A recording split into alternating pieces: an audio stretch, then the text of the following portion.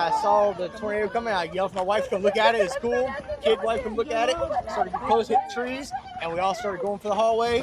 Didn't even make it there in time. Started toot toot, and I heard a piece of glass crack and it sucked the whole roof off. And I felt the thing suck me up. And I grabbed the kid and my wife and hunkered down. I have no way to pay for food.